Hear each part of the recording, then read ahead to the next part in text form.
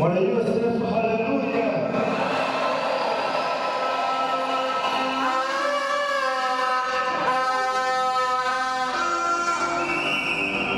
Amen. Mheshimiwa Askofu Blessed, Mheshimiwa Askofu Makamu Mwenyekiti wa CCT, Mheshimiwa Mratibu wetu wa vijana wa CCT, wachungaji walezi, viongozi wa USF, uongozi wa CCT, wana USF wote, nitosha kusema itifaki imezingatiwa. Kama nilivyotambulishwa, kwa majina yangu naitwa Michael Mwaikenda, ni mhandisi wa umeme na elektroniki. Nimesoma chuo kikuu cha sayansi na teknolojia Mbeya. Nilipata neema ya kuwa kiongozi wa USF Taifa kwa awamu mbili, 2016, 17 na 17-18.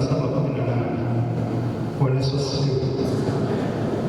Tuko viongozi wachache tuliopo, wengine wako njiani wanakuja, nadhani baadaye watapata nafasi ya kutambulishwa, lakini tumeona tuje tuungane nanyi kwenye mkutano huu mkuu wa mwaka huu, na baadhi yetu hatutakuwa mpaka mwisho. Mimi binafsi usiku nitarejea Mwanza kwa sababu ya majukumu kadhaa niliyokuwa nayo, lakini pia atakuwepo Injinia Abdullah Kimushi anakuja huko njiani, naye ataondoka kesho, na Injinia Harrison Mchao pia kwa njiani anakuja, ataondoka pia kesho. Bwana Yesu asifiwe sana.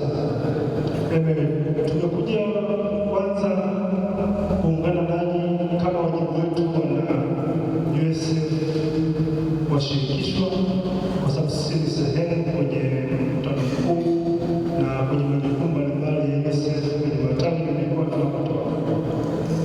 Lakini pili, tutakuwa na salamu zetu, nadhani viongozi tutakuwa kuwepo mpaka Jumapili, tutaita salamu za associate. Na tatu ni wakaribishe ambao tunamaliza vyuo. USF isiishie baada ya graduate. USF kwetu sisi wengine ni maisha yetu ya siku zote. Bwana Yesu asifiwe sana. Kwa hiyo tuwashukuru kwa kutupokea, lakini mtatumia radhi kwa sababu tunakuja na kuondoka, kwa sababu majukumu mbalimbali ambayo tutakuwa nayo huko kwetu. Bwana asifiwe sana. Zaidi ya yote tunawapenda na tunaomba ushirikiano toka kwenu popote tutakapokutana. Basi tuko tayari kutumika, mtupe wajibu wa kufanya. Bwana asifiwe sana. Basi kwa leo machache